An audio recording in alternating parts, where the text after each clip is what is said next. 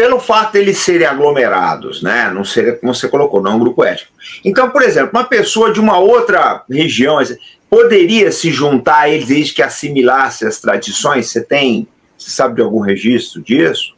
Isso é possível? Alguns não, há vários registros. Registros, por exemplo, de judeus que se tornaram cossacos. Há descrições em fontes polonesas, russas, mesmo recentemente, por exemplo, durante a Guerra Civil, né, a Guerra Civil que foi um impacto muito grande no sistema de cossacos. Um impacto muito grande por quê? Porque os cossacos sempre juravam a sua lealdade ao czar. No momento em que acaba o czarismo da Rússia, então, consequentemente, eles já não tinham mais um juramento.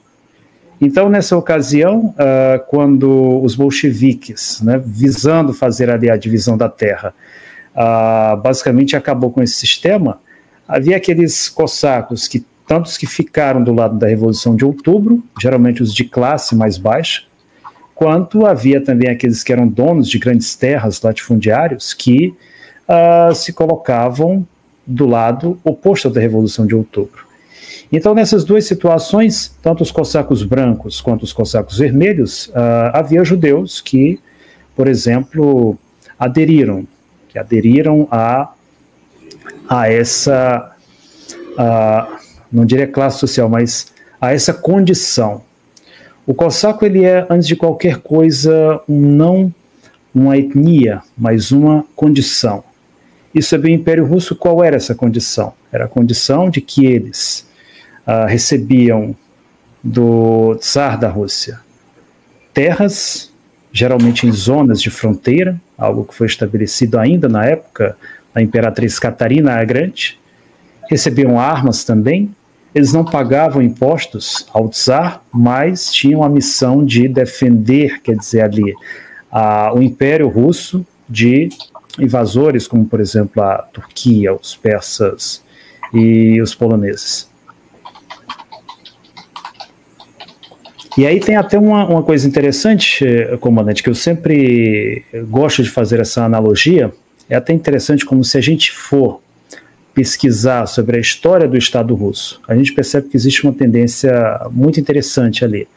E qual é essa tendência? É a tendência do Estado russo sempre querer digamos assim, uma zona de buffer entre a sua capital e o Ocidente. Durante muito tempo, essa zona de buffer eram o quê? Eram exatamente esses assentamentos cossacos, em regiões como, por exemplo, do Zaporozhia, que ficavam ali entre a Turquia, entre a República das Duas Nações e o Império Russo. Hoje, né, uma das razões de haver todo esse problema na Ucrânia é exatamente a Rússia, ela visar, quer dizer, afastar dali a OTAN, afastar a influência da Polônia e ter, digamos, a sua zona de buffer também separando, quer dizer, a Rússia e garantindo uma faixa de terra. Na época da Guerra Fria, Stalin, por exemplo, lutou muito para ter uma Polônia amiga da União Soviética, porque também, né, visava-se essa questão de ter ali uma zona separando o Ocidente diretamente, a OTAN, da União Soviética, né? Então, existe essa tendência interessante na história do Estado russo, quer dizer, de querer uma zona, uma faixa de terra que seria, digamos, uma zona segura entre a Rússia e outros estados. E os cossacos foram, durante muito tempo, usados também com essa função.